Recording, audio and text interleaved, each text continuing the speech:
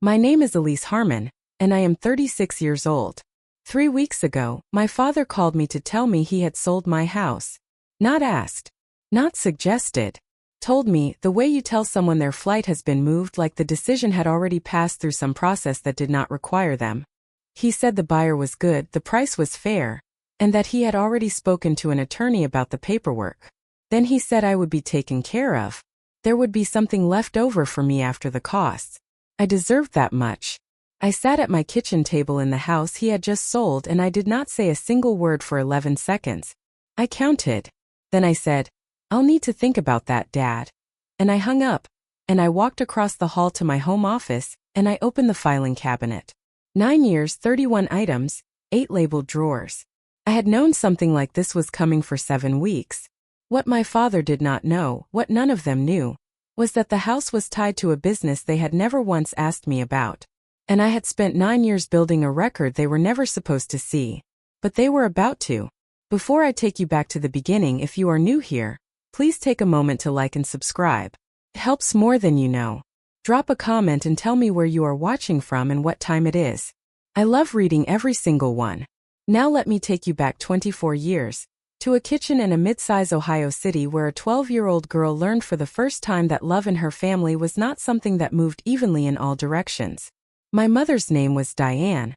She died on a Tuesday in October when I was 12.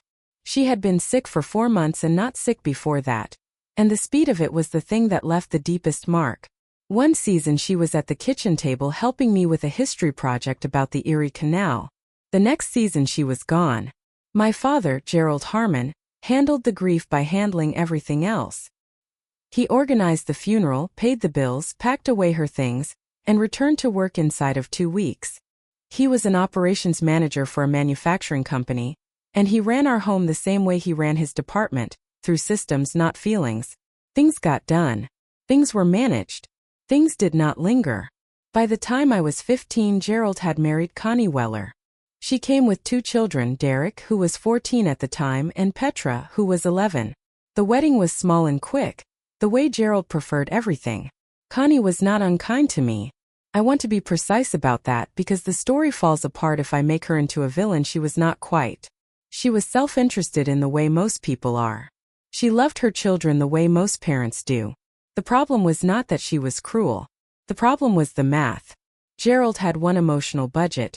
And when Connie arrived, Derek and Petra were immediately funded in ways I had not been even before. It was not a conscious decision. It was just physics. Water finds the path of least resistance. Gerald found the children who needed him most, and the one who had learned to need him least got left to manage on her own. My mother had left me her jewelry. Not a fortune, a pearl earring set, a thin gold chain, a sapphire ring that had been her mother's. Gerald had put it in a box in the top shelf of his closet and told me I could have it when I was older. When I was 19 and home from my first year at culinary school, I asked about it. He said he thought Connie had been storing it somewhere safe.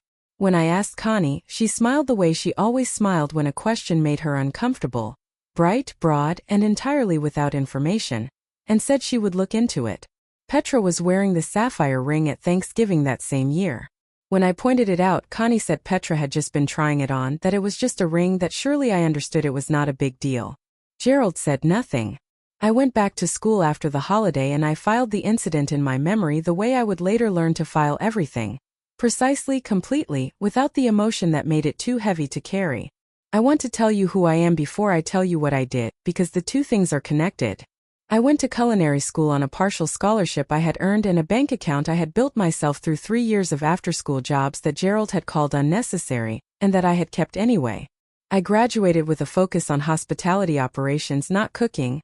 I had figured out early that the kitchen I was most interested in was the one that ran the whole room, not just the stove. At 22, I was managing banquet operations for a hotel. At 25, I was hired as operations director for Millbrook Events, a regional catering and events company that handled corporate galas, weddings, and nonprofit fundraisers across 4 counties. The owner was Sylvia Greer. She was 63 when I started, with silver hair cut very short and a habit of asking exactly one question before making a decision, which was, "What does the record show?" Sylvia was the first person in my adult life who treated what I did with the same respect I gave it. She did not ask if I was married. She did not ask if I was planning to have children. She asked to see my vendor management system on my second day and said, "This is better than what we had.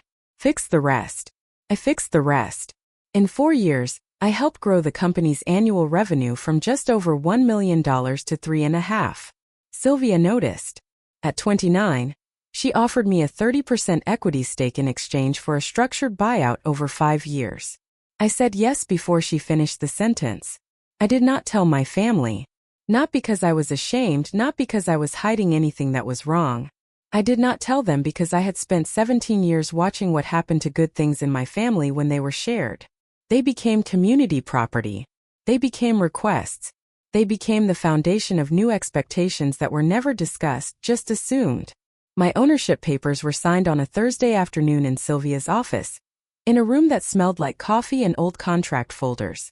I drove home, reheated soup I had made on Sunday, and labeled a new hanging file. Millbrook, Year 1. I bought a house at 31. A craftsman-style home on a half-acre in a quiet neighborhood 40 minutes from my office. The mortgage was in my name. The down payment came from savings I had been building since I was 24. The house needed work when I bought it. The back porch sagged, 2 windows were drafty, the kitchen had not been updated since before I was born, and I fixed it piece by piece over 3 years, hiring contractors for what I could not do and learning what I could not afford to hire out. By the time I was 34, it was genuinely mine in both the legal and the lived sense. I knew every room the way you know something you have repaired with your own hands. Gerald knew I owned a house. I had mentioned it once. He had said, "That's good, Elise." Connie had asked if there was room for Derek's family to visit if they were ever in the area. That was the full extent of the conversation. The first direct ask came at Christmas 3 years before the present. I was home for the holiday, not staying, just visiting for the day, which I had been doing for years, long enough to share a meal and short enough to keep the peace. Gerald had been retired for 8 months and was not adjusting to it well. He had always organized himself around the job, and without it, the structure that kept him manageable had softened. He was anxious in the way people are anxious when they have too much time to think about the distance between what they expected from life and what they have. At dinner, after the plates were cleared and Connie had made coffee and Petra's son was asleep in the back bedroom, Gerald set his cup down and looked at me in the particular way he looked at things he had already decided.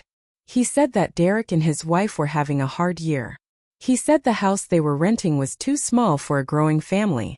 He said there had been talk in the family, and when Gerald said the family he meant Connie because he had always used the collective noun to make his wife's ideas sound like democratic consensus.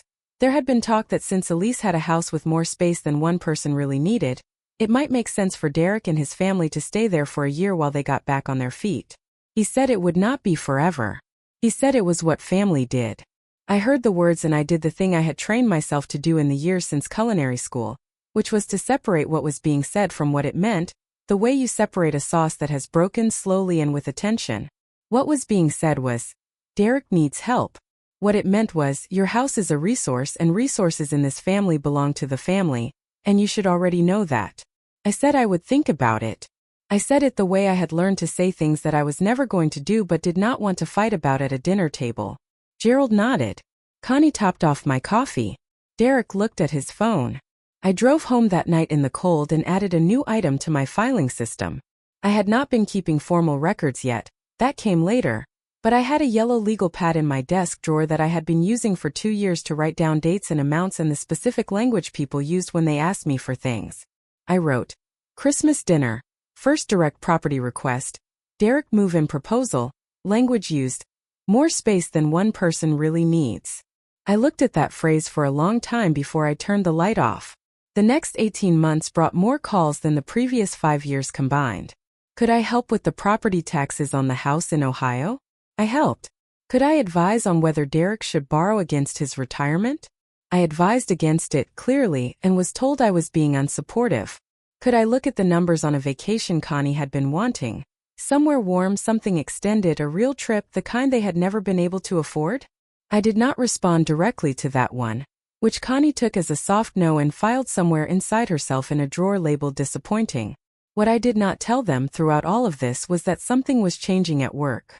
Sylvia's health had been declining, not dramatically, nothing that announced itself, but steadily enough that she had begun calling our weekly meetings monthly and asking me to make more decisions without her review. At the start of what would become year 7 of our arrangement, she asked to meet me at the office on a Saturday morning. She had brought 2 cups of coffee from the place across the street and a folder I had never seen. She told me she wanted to accelerate the buyout. She was 69. She had a daughter in Portland she wanted to spend more time with. She wanted to sell me her remaining 70% stake over 18 months at a fair negotiated rate, and she wanted to do it cleanly and quickly, before anything complicated her ability to make the decision clearly. She looked at me when she said that last part the way people look at you when they are telling you something important without saying it directly. The financing for a purchase that size on my timeline meant leveraging the equity I had built in my home as part of the collateral structure for the acquisition loan. My accountant went through it with me over 2 separate meetings. My attorney reviewed the loan documents. I understood exactly what I was doing and exactly what it connected. I signed the papers on a Thursday in a conference room overlooking a parking lot. I drove home. I filed everything in year 8. I told no one. That was 14 months before my father called to tell me he had sold my house. I know what some of you are wondering right now. How does a woman who keeps a filing cabinet and reads every contract twice end up in a situation where her father could even attempt something like this? I asked myself that question too. I asked it sitting at that kitchen table 11 seconds into the silence after he told me. So let me explain what I found out and how I found it out because the answer is important. It started 7 weeks before the call. I had a neighbor named Ruthann, who had lived 2 houses down since before I bought the place. She was in her 60s, retired from the post office, and possessed of the particular neighborhood awareness that comes from 20 years of watching things from a front porch. She texted me one evening in early spring with a message that she prefaced by saying she was probably making something out of nothing. She said a man had been walking the street that afternoon. He had stopped in front of my house for a long time. He had looked at the exterior, walked to the far edge of the property, looked at the back corner. He had a piece of paper he kept glancing at. She had gone out to water her roses and asked if she could help him. He said he was just looking at the neighborhood. He had gotten into a silver sedan she did not recognize and driven away. I read that text twice. I thanked Ruthann. I poured a glass of water and stood at my kitchen window looking at the front yard in the dark. The yard I had reseeded myself 2 summers ago. The yard where I had planted the 3 small maples along the south edge, because I wanted the color in autumn. Someone had been measuring it. The next morning I called a contact I had at a title company, a professional acquaintance I had worked with on a venue purchase years earlier, and asked her casually if she could tell me whether anyone had been pulling records on my address recently. She called me back that afternoon. Someone had run a preliminary title search on my home 3 weeks earlier. The request had come through a small real estate law office 40 minutes from Gerald's house in Ohio. I did not call Gerald. I did not call Derek. I opened a browser tab and called my attorney instead. She told me that a preliminary search was not illegal. Anyone can request public records on a property. But she also said exactly what I had already suspected. It was preparation. Someone was researching the ownership structure of my home before making a move that required knowing it. She asked if I had any reason to believe a family member might be acting on the property. I told her everything. She told me to document everything. I told her I already was. I added the title search to year 8. Red pen. Dated. And then I waited to find out what came next, because I have spent enough years managing large events to understand that you do not start the response before the situation has finished showing you its full shape. I did not have to wait long. 6 days after I found out about the title search, my brother Derek called me. I use the word brother loosely, stepbrother is more accurate, and by the time I was an adult we were really just 2 people who had grown up in the same house for 3 years and shared a last name in conversation but not on paper. Derek was not malicious. I want to be clear about that too, for the same reason I was clear about Connie.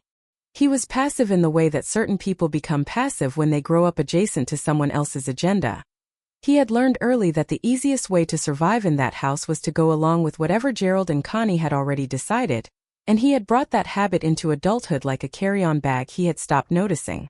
He called on a Tuesday afternoon, while I was reviewing a vendor contract for a June corporate event. He used his cheerful voice, The one he wore when he wanted something but had already been told by Gerald that the thing was basically already arranged.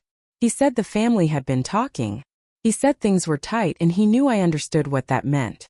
He said a buyer had come through for the house, someone good, someone with a real number, and that once it was all sorted there would be something for me. He thanked me in advance. Not for agreeing, not even for listening. He thanked me the way you thank someone for a gift you have already opened before they have handed it to you because you have decided the giving is not really their choice. I asked him what buyer. He gave me the name of a development firm. I asked him who had made contact with them. He said Gerald had been talking to someone he knew. I asked him whether anyone had mentioned that the house was titled in my name alone, and that no sale could proceed without my signature. He paused. He said, well, yeah, they know they'll need your signature, that's why Dad said to call you just to get you up to speed. He said you'd understand once you heard the full picture. I wrote that down after the call. Time, date, his exact words. The phrase once you heard the full picture went in quotes. It joined 31 other items in year 8. And then I did the thing I had trained myself to do when a situation became serious. I made 3 calls in the right order. First, my attorney. Second, my accountant. Third, Sylvia. The attorney's name was Renata, and she had been handling my business and property matters for 4 years. I told her everything in the correct sequence, the way she had taught me to deliver information, what happened when, who said what documentation I had.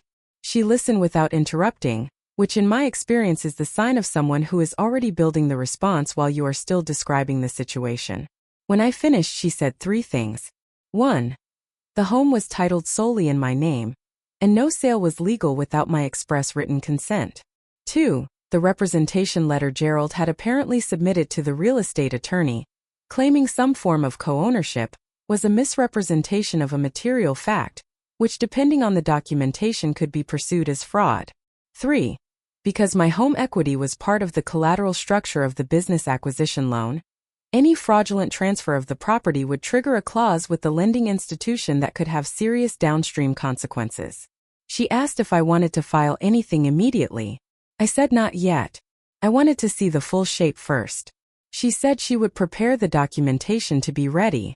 The accountant confirmed the loan clause in writing by end of day. I filed the email in year 8. Sylvia's call was shorter. I gave her the outline in 5 minutes. She was quiet for a moment, and then she said something I have repeated to myself many times since. She said, the people who built nothing will always believe they're entitled to what you built.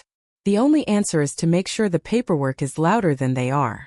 She asked whether I needed the home equity component of the loan restructured to make the legal situation cleaner. I told her I would let her know. She said, whenever you're ready. The company is yours, Elise. You earned it. I thanked her and hung up and added the call to year 8 as item 33. 2 weeks passed. I went to work. I ran a gala for a healthcare nonprofit on a Saturday night that went flawlessly. I reviewed quarterly projections with my new operations manager. I drove to work in the mornings past the 3 maples along the south edge of my yard, which were starting to come in green, and I thought, not yet. You are not finished showing me your shape. The shape finished showing itself on a Wednesday evening, when my attorney called with something she had pulled from the county records. Gerald had submitted a representation letter to the real estate law office. The letter identified him as a co-owner of my property. As the basis for this claim, it cited 2 pieces of documentation. The first was an old utility forwarding notice I had filed during a period of extended travel 4 years earlier, on which I had listed Gerald's address in Ohio as a secondary contact for correspondence.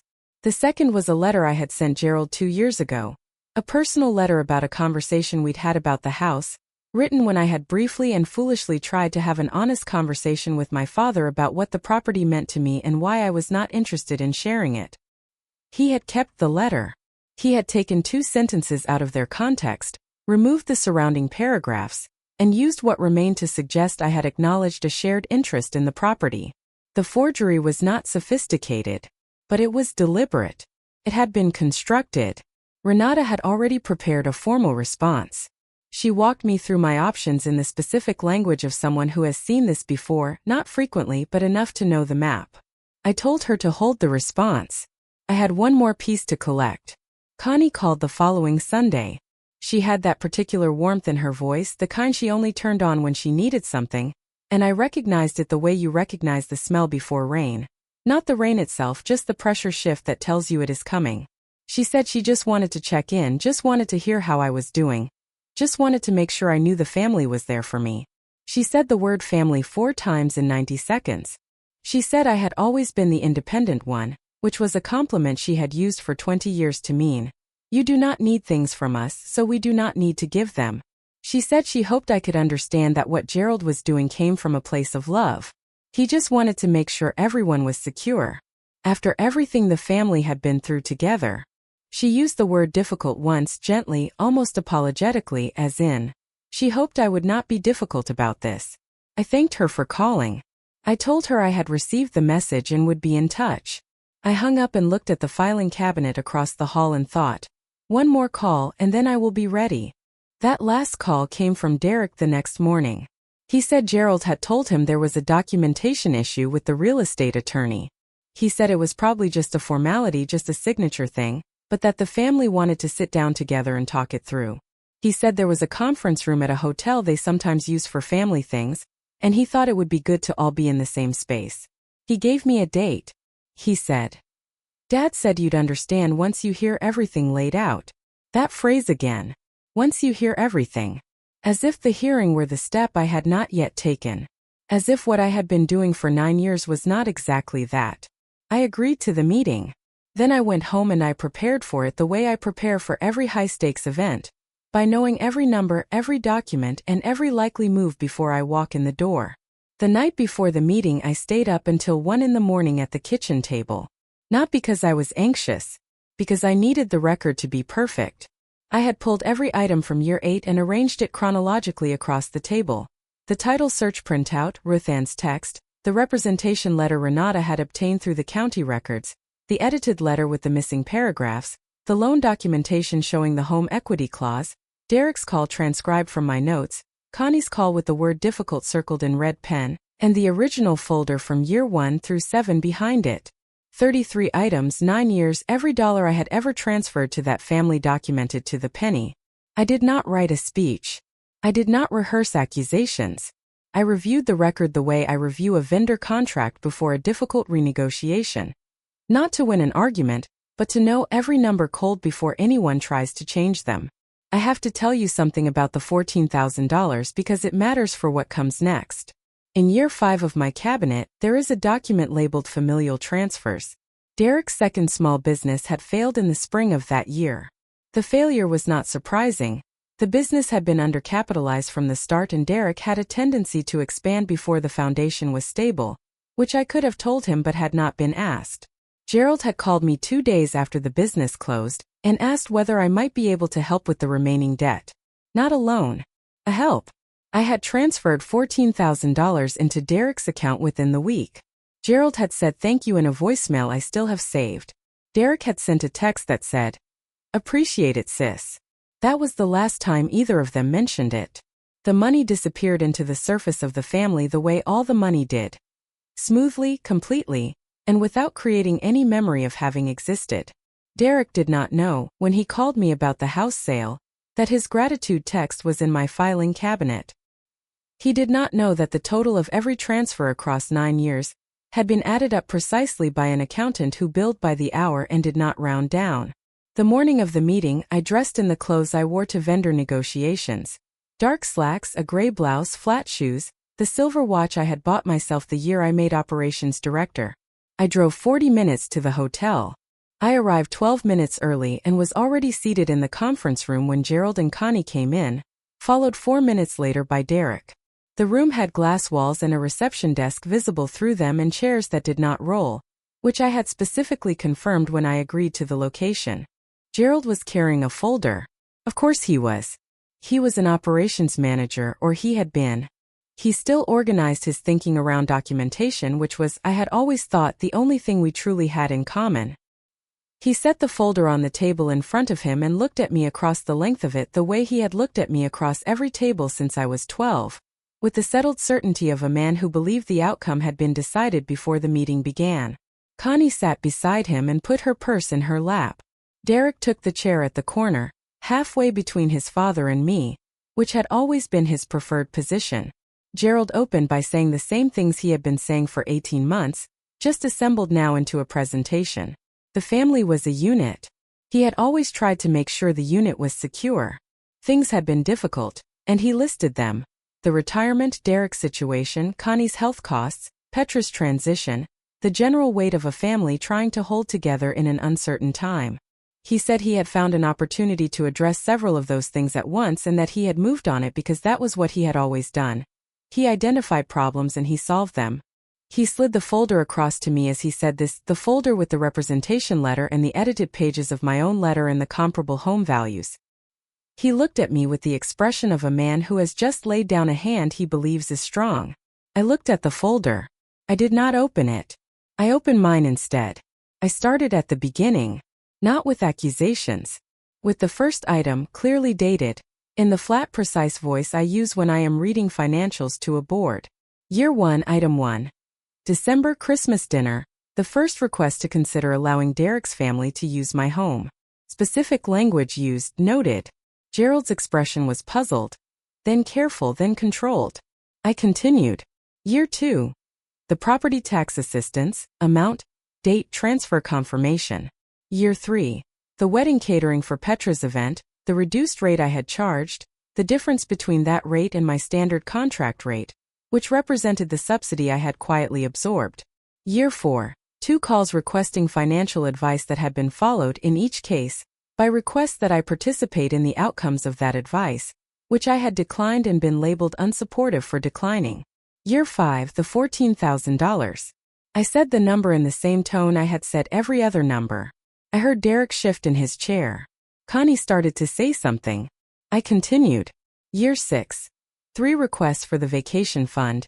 Each declined, each followed by a cooling in communication that lasted several weeks before the next request arrived. Year 7. The first time Gerald had mentioned in passing that the property taxes on my home seemed high for a single person. Year 8. The preliminary title search on my property, conducted through a real estate law firm connected to Gerald's acquaintance, dated 7 weeks before his call. The representation letter. The edited correspondence. The specific 2 sentences taken from my letter of 2 years ago, removed from their surrounding context, used to suggest a shared ownership interest that had never existed and that I had never agreed to. I set each document on the table as I named it, in order the way you set plates before a formal dinner. One after another. Neat. Spaced. Legible from across the table. Then I set down the loan document, turned to the page with the home equity clause highlighted in yellow. I explained, in simple language, what the connection was between my home and the business acquisition. I explained what a fraudulent transfer of that collateral would trigger with the lending institution. I said the name of the institution. I gave them the clause number. Gerald looked at the page. I watched him read it. I had worked with enough operations managers to know exactly what that particular stillness meant. He was no longer looking for the angle. The angle was gone. Derek said. What do you want? It was the first honest sentence anyone at that table had said to me in 9 years, possibly longer. I told him. I told all of them, in the same even voice I had used for every document. I was not pressing criminal charges, not that day, but the representation letter would be formally retracted through my attorney. A letter would go to the real estate agent and the buyer clarifying the ownership record, and any pending sale would be terminated. I was not selling the house. I was not continuing the pattern of financial support that had existed for 9 years without ever being named or acknowledged or discussed as what it actually was. My attorney's card was on the table. If Gerald wished to address the representation letter formally, Renata was available. Then I looked at my father. He did not apologize. I want to be honest about this because the story is less useful if I make it neater than it was. He said he thought I would understand. He said he thought this was what families did. He said he had done what he had to do. He said it quietly, without the performance of earlier, and for one moment, one brief and honest moment, I saw the man he was underneath all of it. A person who had spent 68 years solving problems by moving resources from where they were to where he needed them, and who had never once been made to account for whose resources those were. I almost felt the grief of that. Almost. Then he said, I raised you. You owe me this. And the almost closed. I told him I did not owe him the house. I told him I did not owe him the $14,000 or the property taxes or the catered wedding or the 9 years of fielding calls that began with the family needs and ended with a number. I said, "You raised me. I know. That is not a debt. That is what parents are supposed to do. And when I needed you to be a parent, when I needed you to fight for my mother's jewelry, when I needed you to look up from Derek's situation long enough to notice I had built something real, you were not there. I have the record of that too. I just did not bring those pages today because they are not the point. The point is the folder in front of you, which tells you exactly what has happened between us for 9 years, and the fact that not one item in it goes both ways." Gerald stood up. He did not slam the chair. He pushed it back slowly, the way people move when they are trying to maintain dignity in a room where dignity is no longer available to them. He picked up his folder. He looked at me for a long moment. He did not have anything left to say, which I think surprised him more than anything else in that room. Connie was crying. Derek was looking at the $14,000 document with an expression I had never seen on his face before, which was the expression of someone understanding something for the first time that had been true for a very long time. I left the folder on the table. Not all of it. I had copies of everything. Renata had copies of everything. My accountant had copies of everything. But the summary page, the single clean sheet with 9 years of items and the total at the bottom and the dates running in a column down the left side like a calendar of everything that had been taken without asking. I left it because I had not made it to use as a weapon. I had made it because it was the truth, and the truth did not need me standing next to it to hold it up. I picked up my leather folder. I stood. I said, "My attorney will be in touch." I said it the way I close a vendor meeting. Definitive, polite, complete. I walked out of the conference room past the glass walls and the reception desk and the lobby with its generic art and its smell of recycled air. And I pushed through the front doors into the parking lot where the morning was cold and clear and fully mine. I sat in my car for 3 minutes. I did not call anyone. I looked at the 3 maples in my mind, the ones I had planted along the south edge of my yard because I wanted the color in autumn, and I thought, they are still there. That house is still mine. I had known what I was walking into and I had walked in anyway, with the record and without the fear, and now it was over in every way that mattered. The rest was paperwork. Paperwork I knew how to do. I started the car and I drove home. The attorney's name was Rachel Osei, and she picked up on the second ring like she had been expecting my call. I told her everything in one sitting. The title search. The representation letter Gerald had submitted. The edited correspondence. The way he had taken a utility bill with his address listed as a secondary contact, from 6 years ago, when I was traveling and needed a forwarding address, and used it to tell a real estate attorney that he was a co-owner of my home. I read her the exact language from the document my title company contact had pulled for me. When I finished, Rachel was quiet for 3 seconds. "That's fraud, Elise," she said. "Not dramatically. Just the way you state a number that comes out wrong on a spreadsheet." I already knew. I had known since the night I pulled the records. But hearing it said out loud in that flat professional tone made something settle in my chest that had been loose and rattling for 2 weeks. I asked her what I needed to do. She told me, "Document everything. Don't confront anyone yet. Don't tip them off. Let her draft a formal cease and desist to the real estate attorney who had received the representation letter, and let that attorney withdraw from the transaction quietly. In the meantime, she wanted to see the loan documentation from the Millbrook buyout, specifically the home equity collateral clause, because if Gerald had taken steps to initiate a sale of a property that was tied to a secured commercial loan, the exposure was larger than just the house.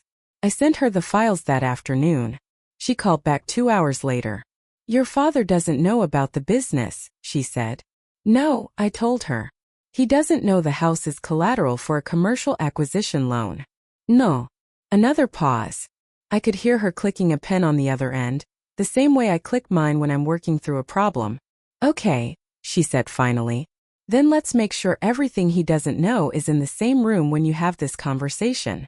I thanked her. I paid her invoice by the end of the week, the same way I paid everything, on time, in full, documented. The call I had been dreading came 3 days later. It came from Connie. She did not open with a question. She opened with warmth, the specific kind of warmth she only ever deployed when she needed something. Not cruel warmth, not fake warmth exactly, but the kind that is heated by purpose rather than feeling. The voice she used the way you use a space heater. pointed at what you want to warm and turn it on. She asked how I was. She said it had been too long. She told me that Gerald had been meaning to call but that things had been so hectic. What with the house situation and Derek's family and Petra's new apartment search. She said the word situation the way you say weather, just a condition that exists, not something anyone caused. Then she said the thing she had called to say. Elise, honey, family takes care of family. You know that. After everything we've all been through together, this isn't the time to be difficult. Difficult. I wrote the word down on the notepad beside my phone. I wrote the time. I wrote the date. I let her keep talking. She told me that the vacation had been planned for a long time. That Gerald's health wasn't what it used to be and they needed this trip. Really needed it. That Derek's son was getting older and deserved stability. That Petra had tried so hard and just needed a break. She said all of this in the warm, flowing voice of someone who has rehearsed the speech enough times that the seams have disappeared. And then near the end she said something that stopped my pen on the paper. Gerald told me you understood. On the phone, when he explained everything, he said you understood. I held the phone away from my ear for a moment. I looked at the notepad. I looked at the time.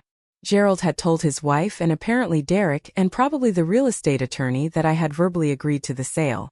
That I had said yes. That I was simply being slow to act on paperwork I had already approved. I had said nothing of the kind. I had said I would think about it, and I had said it in the same tone I use when I have already decided no and am simply choosing my timing.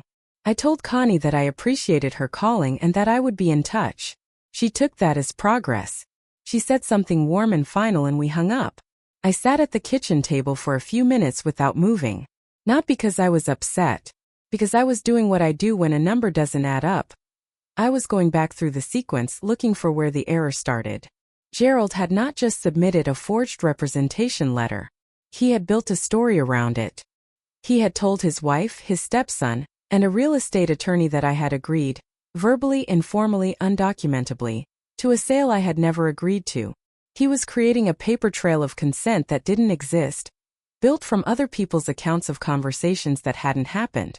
He had been in operations management for 30 years. He knew how paper trails worked. He had just bet that mine wasn't thicker than his. I opened the filing cabinet. I pulled out year 8. I added a new item. Connie's call, dated every word I could remember, including the claim that I had verbally agreed. Item 32. Then I did something I had not done in 9 years of keeping this cabinet. I opened every drawer and counted. 32 items. 8 years. $14,000 wired to Derek without acknowledgement. Petra's wedding catering billed at 60% of market rate. Never repaid. 3 requests for Gerald to co-sign a lease for Petra that I had declined and been called selfish for declining. 7 unanswered messages I had sent over 2 years following a holiday argument in which Connie had told me, in front of the whole family, that I had never really understood what it meant to be part of something. The return of not one piece of my mother's jewelry, though I had asked twice with documentation of the original promise. 32 items. I had never added them up before. Not the money, not the time, not the weight of the running total. I did it now. The number that came back was large enough that I had to check the formula twice. I did not cry. I have never been a crier. I am the kind of person who, when something hits hard, goes very still and very quiet and starts making a list. I made a list. Then Sylvia called. She had heard from my accountant. I had looped him in after the first call with Rachel, and she wanted to know what she could do. Sylvia Greer was 66 years old, recently retired from the business she had built over 30 years, and she called me from her kitchen in the same direct, unhurried way she had run every difficult conversation I had ever witnessed her have. "Tell me if you need the loan restructured," she said. "We can remove the home equity component. It would take about 3 weeks and cost both of us some paperwork, but if it makes the legal picture cleaner, say the word." I told her I didn't know yet. She was quiet for a moment. "You know what the hardest thing about building something is?" she asked. I said I didn't. "It's not the work. The work is the easy part. The hard part is when people who never believed in what you were building suddenly show up, because they can see it from far away." She paused. "The people who built nothing will always think they're entitled to what you built. The only answer is to make sure the paperwork is louder than they are." I sat with that for a long time after she hung up. She was right. She had always been right about the things that mattered. And she had handed me the only strategy that had ever worked against a family like mine. Not anger, not accusation, not a confrontation designed to produce apologies that would never come. Just paper. Just the record. Just the undeniable account of what actually happened, laid out flat in the open where no one could rewrite it. I added Sylvia's call to year 8. Item 33. Then I went back to work. The cease and desist from Rachel's office went out on a Tuesday. It went to the real estate attorney, a man named Farrow who had apparently taken Gerald's representation letter at face value and begun the preliminary sales process. And it was 4 pages long and very specific. It named the fraudulent co-ownership claim. It cited the title records showing sole ownership. It noted the existence of the commercial loan and the home equity collateral clause. It requested the immediate termination of all sales activity and the formal retraction of the representation letter. Farrow called Rachel the next morning and withdrew from the transaction by noon. Gerald called me that evening. He was not warm. He was not performing. He was the version of my father I had seen maybe 3 times in my life. Stripped of the operational calm, the managerial poise, the tone of a man who always knows the policy. He was just angry, and the anger had the specific texture of someone who had been caught doing something they had not expected to be caught doing, and whose first response was to treat the catching as the crime. "What did you do?" he asked. "I had my attorney send a letter," I said. "You went to a lawyer. Against your own family. Against someone who submitted a fraudulent co-ownership claim on my home," I said. "The fact that we're related doesn't change what that is. You were supposed to understand." His voice cracked on the last word. Not from grief, from disbelief. He had built a plan around my compliance. He had told his wife, his stepson, a real estate attorney, and apparently the buyer that this was settled. And now it was not settled, and he could not figure out where the gap had opened. "I'd like to meet in person," I said. "Before this goes any further. I want to sit down with you and Connie and Derek and go through everything I have." He agreed. I think he agreed because he still believed the problem was my reluctance, and that reluctance had always been something he could manage. He had been managing it for 8 years. He did not know that this time I was the one who had called the meeting. 2 days before we were scheduled to meet, Derek called. He had the tone of someone who has been briefed by a general and has arrived to do reconnaissance. He was warm, reasonable, conciliatory, all the things Gerald was not. He told me he understood this was complicated. He said he knew I had concerns. He said that he and his wife and his son had been through a hard stretch and that he wasn't asking me to solve everything, just to understand. And then at the end of the call, he said something I had been waiting to hear. "Gerald told me you were on board with this. He said you basically said yes on the phone, and that you were just dragging your feet on the paperwork." There it was. The same claim Connie had made. The same manufactured consent told to a third person now circling back to me as confirmation of itself. I asked Derek what he thought I had actually said on that phone call. He paused. "Well, I wasn't on the call." "No," I said. "You weren't." I wrote it down. Item 34. I did not sleep well the night before the meeting. Not from anxiety. From the same restlessness I feel the night before a major event. The kind where I have prepared everything I can prepare, and now the only thing left is to show up and execute. I lay in bed going through the folder in my mind, item by item, year by year. The way a musician runs through a piece in the dark, not because they might forget, but because the repetition makes them certain. I knew every number cold. I knew every date. I knew the exact language of every document in that folder, because I had written most of them myself. What I did not know was how my father would respond when the record was laid out in front of him, and he had nowhere left to go. I would find out in 12 hours. I got up at 6. I made coffee. I drove to my office. I ran the morning numbers for Millbrook, approved 2 vendor invoices, and confirmed the catering logistics for a fundraiser that weekend. Then I drove to the hotel. I arrived 20 minutes early and arranged the room the way I arrange every important table. Deliberately, with purpose, with the understanding that space communicates before anyone speaks. I sat down. I opened the folder. I waited. Gerald walked in wearing the suit he wore to his retirement dinner. I remembered it because I had helped Connie choose it. She had called me for advice about fabrics, the way she occasionally called me for professional opinions on things, without registering that professional opinions were a form of labor she was not paying for. Dark blue, well-pressed, the jacket of a man who wanted to be taken seriously. He had come prepared to negotiate. Connie sat to his left. Derek arrived 4 minutes late, which was either coincidence or strategy, and took the seat nearest the door. I noticed all of this the way I notice room logistics at an event. Without comment, without adjustment. Just information filed. Gerald set his folder on the table. I set mine on the table. They were different thicknesses. Mine was noticeably heavier. He opened by explaining, in the same measured operational tone he had always used for big announcements, that this situation had gotten out of hand. That no one intended for things to become adversarial. That the family was going through a difficult stretch, and that all he had ever wanted was to find a solution that worked for everyone. He used the word solution 4 times in the first 2 minutes. Connie added that family takes care of family. It was the 3rd time she had said it to me in 2 weeks. I had written it down every time. Derek nodded. I let them finish. Then I opened my folder. I'd like to start at the beginning, I said, because I think there's a version of this story that each of you has been operating with, and I want to make sure we're all working from the same record. Gerald frowned. Elise, this isn't an audit. It's a conversation, I said. I'll go first. I started with year 1. The $14,000 wired to Derek after his second business closed. No request made. No discussion initiated. Money moved because I had heard, through Connie, that they were in trouble and I had not wanted my half-brother's family to lose their apartment. I placed the transfer record on the table. I did not editorialize. I just read the date and the amount. Derek looked at it. Something shifted in his face. Not defensiveness, not quite. Something quieter. He was doing the math. I moved to year 2. Petra's wedding catering. The rate I had charged. 60% of market. The difference between what I billed and what the event would have cost a stranger. $11,400.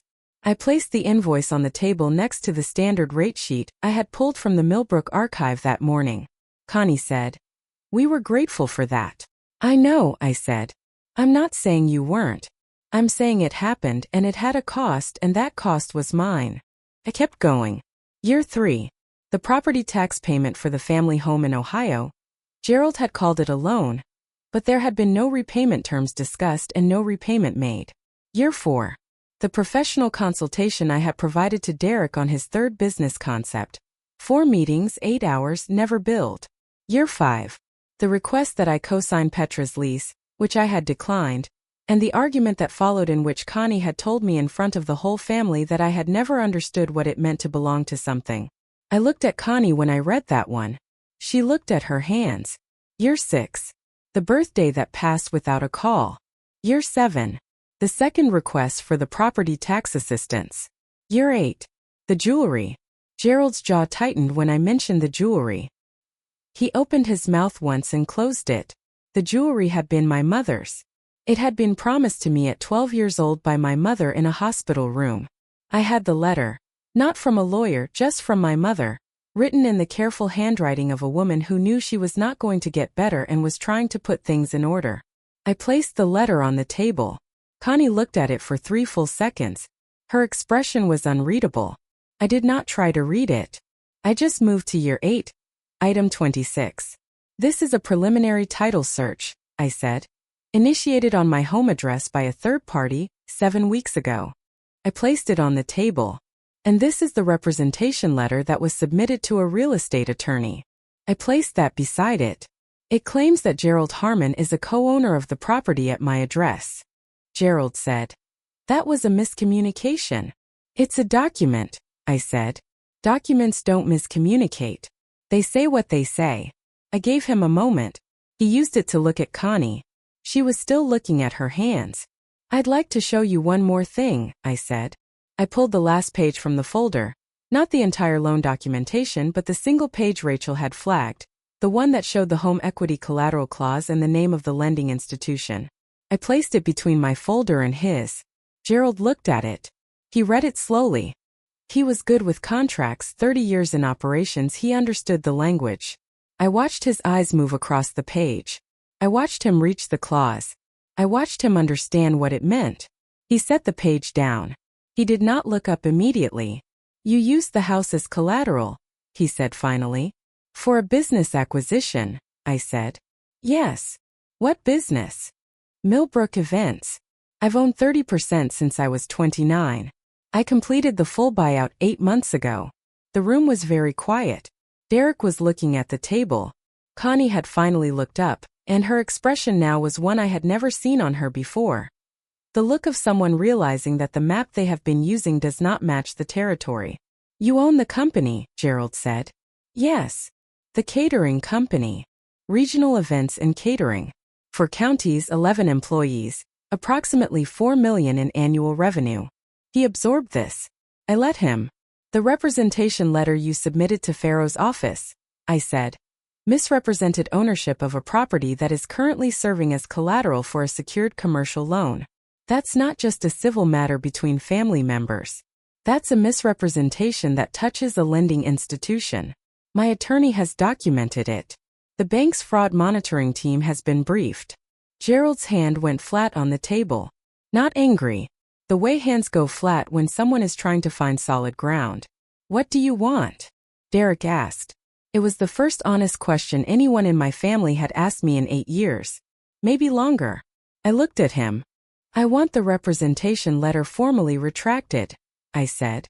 Rachel's office has already sent the termination notice to Pharaoh. The sale is void. I need Gerald to sign a written acknowledgement that the co-ownership claim was inaccurate, and I need it documented that I never provided verbal consent to the sale. I paused. I'm not pressing criminal charges today. I'm not pursuing the civil value of what I've documented in this folder. I'm not asking to be repaid for $14,000 or $11,000 in catering discounts or 8 years of professional consultations and birthday calls that never came. I looked at my father. I'm asking for the record to be accurate. That's all I have ever wanted from this family. For the record to be accurate. Gerald looked at the folder. He looked at the representation letter. He looked at the loan page. He was calculating, I could see it, the same operational assessment he had applied to every problem in his career. He was looking for the angle. He was looking for the move that reframed this in his favor. He was looking for it the way a man looks for an exit in a room that does not have one. I thought you would understand, he said finally. His voice was different now. The suit voice was gone. What was underneath it was something older and smaller, not guilt exactly, but something adjacent to it. The tone of a man who has been telling himself a story for so long that being shown the actual events feels like an attack. I know you thought that, I said. I know you believed it. You have believed for 8 years that my money was partly yours, and that my silence was consent, and that my help was obligation. I kept my voice level. But I kept the record, Dad. I kept the record because I knew that someday the story you were telling yourself, and the story I was living were going to end up in the same room. And I wanted to make sure the truth was the loudest thing in it. He did not answer. Connie pressed her lips together. Her eyes were wet. She looked at the letter from my mother, still sitting on the table in its original envelope, the handwriting faded at the edges. She reached out as if to touch it, then pulled her hand back. The jewelry is still in the house, she said. Her voice was very quiet. It's in the chest in the back bedroom. I kept it. She swallowed. I kept telling myself I would give it back when the right moment came. I looked at her for a long moment. 9 years of a wrong moment. I'll arrange to pick it up, I said. Through Rachel's office with documentation. Derek was sitting very still. He had not spoken since the one honest question. Now he asked another one. The $14,000, he said. I didn't know it was yours. I thought it came from the family account. He paused. Gerald told me it was a family loan. There is no family account, I said. Derek was quiet for a long time. I watched him recalculating. He was 34 years old and he had just learned that the stability he attributed to his father's management had been built, in part, on wire transfers he had never known to question. The look on his face was not shame exactly. It was the look of someone who has just been handed a correct map after years of navigating with the wrong one. Disoriented. Unsettled. Starting over. Gerald signed the acknowledgement that afternoon. Rachel had drafted it before the meeting. She knew him well enough through me to know we would need it ready. He signed it without argument, which told me the fraud monitoring note had done its work. He was in operations. He knew when the path ahead had been closed. They left without the folder. I had kept everything. I sat in the conference room alone for a few minutes after the door closed. The table had their folders on it and mine in front of me. I gathered my pages, res-tacked them, put them back in the leather case. The room was very ordinary. Carpet, glass walls, the faint sound of a hotel corridor. I called Rachel from the parking lot.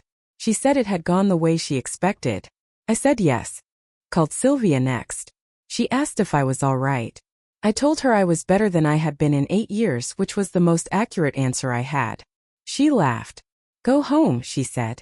The company will still be there Monday. The fallout came in the shape I had prepared for, which made it manageable even when it was hard. Gerald signed the formal retraction. Farrow confirmed the sale void and closed the file. The buyer withdrew without a dispute. Farrow had apparently explained the situation in terms that discouraged further interest. The vacation did not happen. Derek and his family did not move into my house. These were not punishments I designed. They were consequences of a plan that had never accounted for what was actually true. I did not hear from Gerald or Connie for 6 weeks. When I did, it was a voicemail from Gerald, short and deliberate, the way he spoke when he was speaking carefully. He said he had been thinking. He said some things should have been handled differently. He said he knew that did not cover it. He said he was not calling to ask for anything. He hung up. I listened to it 3 times. Not because I was trying to feel something specific, because I wanted to be accurate about what it was. It was not an apology. It was not nothing. It was a man who had run out of angles and was, for the first time I could remember, just reporting what was true. I did not call back right away. I let the voicemail sit in my phone for 2 weeks. Then I called. It was the quietest conversation I had ever had with my father. No management tone. No policy. No performance. He asked how the company was doing. I told him it was doing well. He said he was glad. He said he had not known, and I could tell by the way he said it that he meant more than the company. He meant all of it, the years, the amount, the record. He had not known because he had not asked. And he had not asked because in his version of our family, I was the one who did not need asking after. I told him that was something we could work on if he wanted to. He said he would like that. It was not a resolution. It was a beginning, which is a smaller and more honest thing. Derek sent a text 3 weeks later. He said he had done some accounting of his own, not literally, though the accountant in me noticed he used that word. He said he had talked to his wife. He said he wanted to understand if I was willing to talk sometime. I told him yes. I meant it. Petra I have not heard from. That door is open. What she does with it is her own choice. The jewelry came back through Rachel's office in a padded box. Every piece documented on an itemized list Connie had typed herself. In the box was a note in Connie's handwriting. Not long. Not performing. Just, I should have given these back years ago. I'm sorry I didn't. I put the note in year 9, drawer 1. I have thought about what it means to keep a record the way I kept mine. People sometimes hear that and they think it means I was cold. That I was planning something. That I was holding evidence against people I was supposed to love unconditionally. But here is the thing about unconditional love that no one tells you when you are growing up in a house where you are the quiet one, the capable one, the one who does not need asking after. Unconditional love is not the same as unconditional access. It does not mean you surrender your right to the truth. It does not mean you give and smile and keep quiet because the people around you have decided that your silence is consent, and your resources are communal and your life is a support structure for their comfort. I kept the record because I knew that one day, the story they were telling themselves and the life I was actually living would end up in the same room. And I wanted the truth to be the thing that outlasted everything else. Millbrook Events is mine. 100%. The house is mine. The company my mentor trusted me to build is mine. And the 8 years of a family that took without asking, those are mine too. Every item. Every date. Every dollar. Mine to hold, mine to set down, mine to decide what to do with. I drive home from the office some evenings and pull into my driveway and sit in the car for a minute, looking at the front of the house. The porch light is on.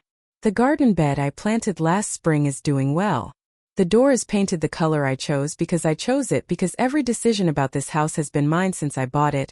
And no one, not a forged letter, not a family plan, not a representation submitted to a real estate attorney on a Tuesday in October, ever came close to changing that. I go inside. I make coffee. Sometimes I open the filing cabinet, not to add anything, just to look at 9 drawers of accurate history. A record does not argue. A record does not need to raise its voice.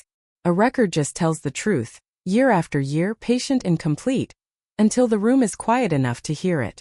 That is the only kind of loudness that has ever mattered to me. And my family finally is starting to understand why.